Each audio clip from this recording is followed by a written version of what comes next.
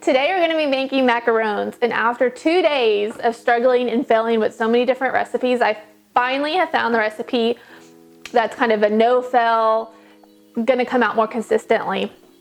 So let's get to it. We are going to start with sifting our almond flour and our icing sugar, and all icing sugar is powdered sugar. Also, I've already ran this through the food processor to make sure it's really fine because the almond powder can have clumps of almonds in it. So we're gonna sift that for a second. And I'll have the whole recipe with all the ingredients listed on the blog so you can find the recipe card there. So you see all those lumps? We don't want that. So we're gonna set that aside. Also, I wanna tell you, when making macarons, they are super, super finicky. I mean, I told you I've been doing this for 2 days and have just now found a good recipe. You are gonna need a digital scale. It needs to be very precise, and measuring cups, they're just not very precise because everybody's measurements are different. So after I've mixed up, or I sifted, I guess I should say, my icing sugar and my almond flour, I'm gonna add my egg whites, and these are room temperature egg whites, and I've also weighed these for, I believe it's 72 milliliters, I don't know. I'll have that on the blog. So we're just gonna mix that in. And I'm also gonna go ahead and add my food coloring during this process. And we're going for a bright white. We did pink earlier, but we want to offset that with bright white with sprinkles. So we're gonna mix this up till it's all wet, and it's gonna form a paste.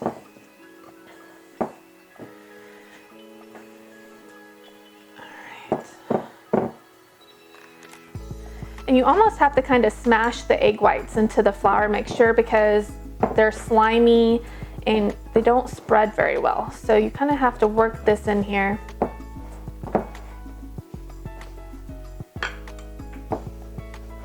Okay, now we're getting that paste to form. Make sure we get all the dry ingredients on the bottom of the bowl where they like to hide out.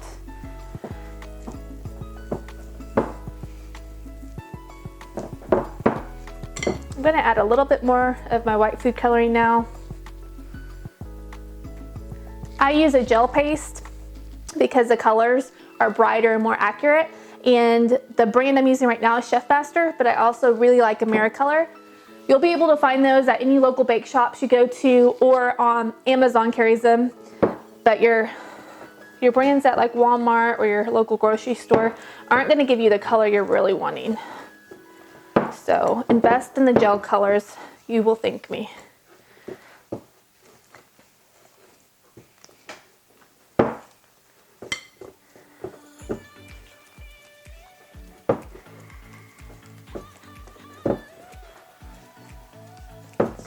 A little bit more. White might be tricky to achieve.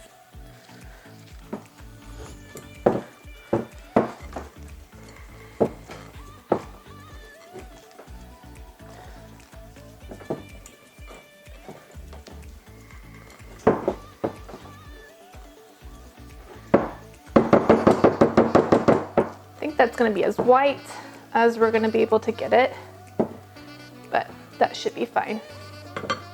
We're gonna cover this.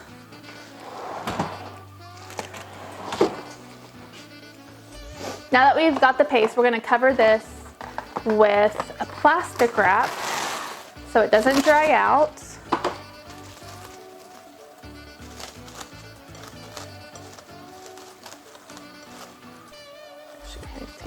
Wipe this clean.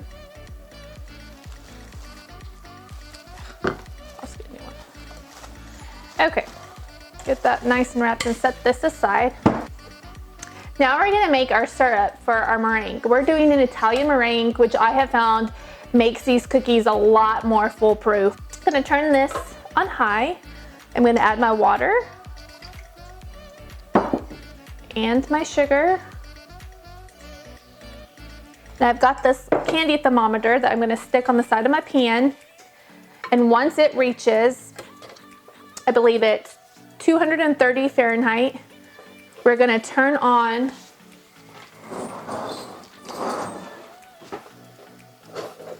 our mixer and start whipping up the other egg whites.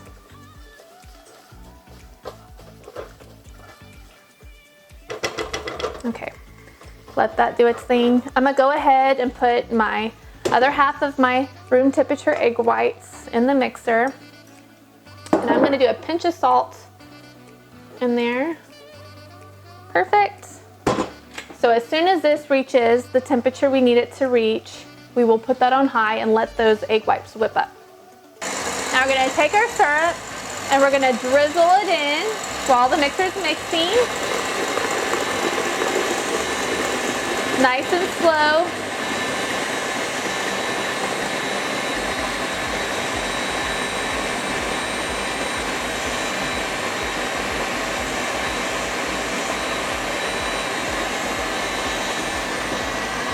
Okay.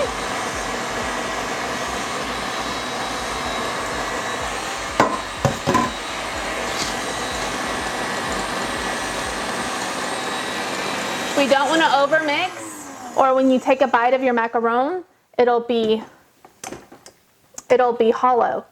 So I think that's good. A good way to test it is if you take your bowl out and hold it upside down, it won't fall out. So we're perfect where we need to be. Also, you can look for a soft beak is what they call it. And you see how the peak kind of slopes down? That's perfect. Now we're gonna take about 1/3 of our meringue and mix it in with our sugar and almond flour. So you're just gonna take a dollop, put it in there like that, and then we're gonna fold it into the mixture. And all folding means is just kind of go around the bowl. I make a mess of this, and then kind of go through, cut through the center. Go around the bowl, cut through the center. Just like so. We're looking for a lava consistency. And all that means is when you kind of put your spoon in it and you lift it up, it's gonna kind of ribbon off of the spoon, but it's not gonna fall off in clumps. Okay, I'm going to add the rest of it.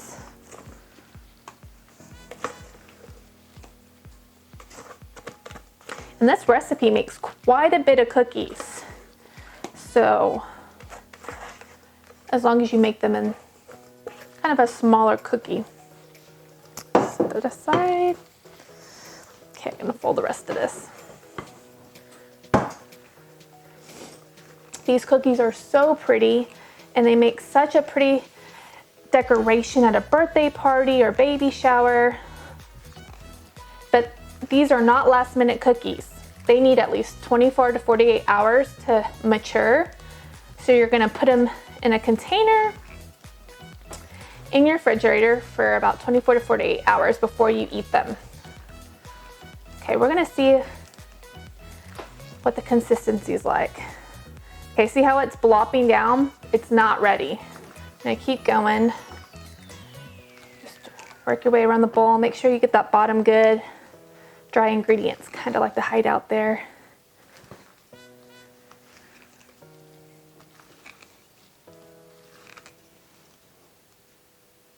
Still kind of plopping down.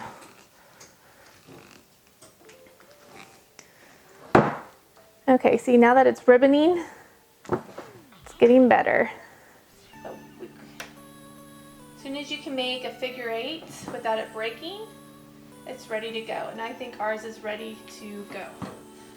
So, this aside and grab our piping bag. We're gonna take a 16-inch piping bag with a little round tip. I think it's a Wilton 12. And then we're going to fill it up and pipe it out.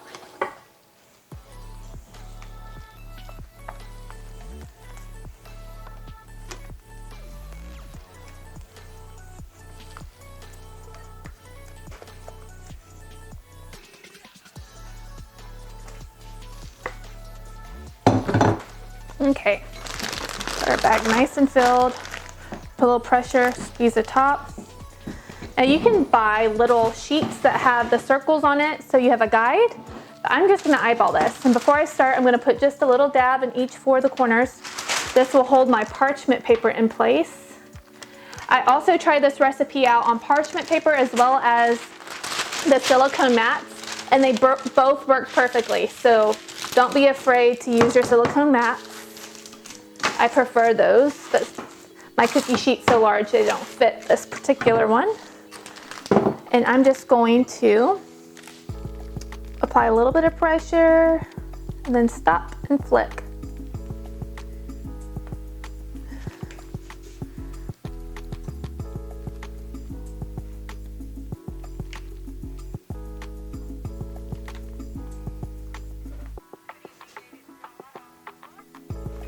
To me, macarons are like the boutique of cookies.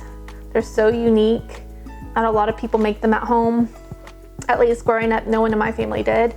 And they're just so darn cute. They're like specialty. And this recipe, again, makes a good amount of cookies when you make them about the size I'm making them.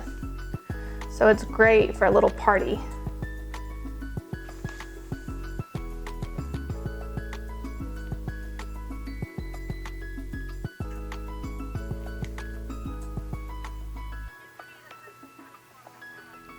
Okay, once you've got them all piped out, this is an important step. You're gonna get the air bubbles out.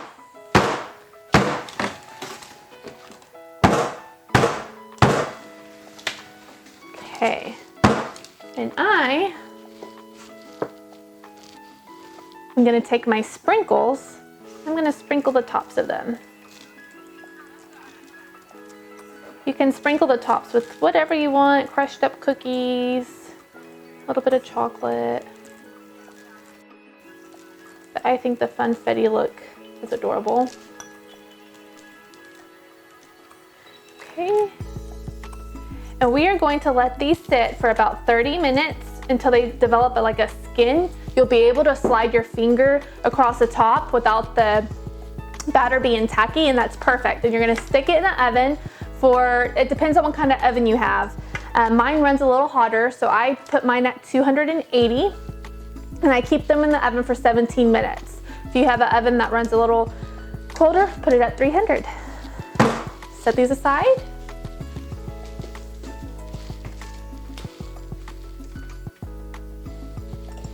Now once they've cooled, you can take your buttercream icing, which I'll have the recipe and the step-by-step tutorial on the blog on how to make this buttercream. But you just put a dollop right in the middle, and then you put the little hat on it and squeeze, and it makes the cutest little cookie. And then you can run it back through the sprinkles if you want sprinkles for an added cute touch. We're just gonna do this to the rest of them. And you don't have to have a special tip for this. I just put it in a 16-inch piping bag, and I cut the tip of the bag off, and that's what I'm using. I hate cleaning the decorating tips, so if I don't have to, I try not to use it.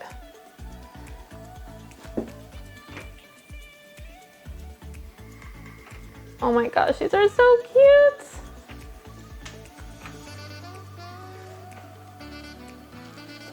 And you can make these in any colors. I love the bright, fun colors with all the different sprinkles. Now again, remember, they need to mature in the fridge for about 24 to 48 hours. If you can make it that long. It's really hard in my house to convince everybody to do that. There. Oops, making a mess.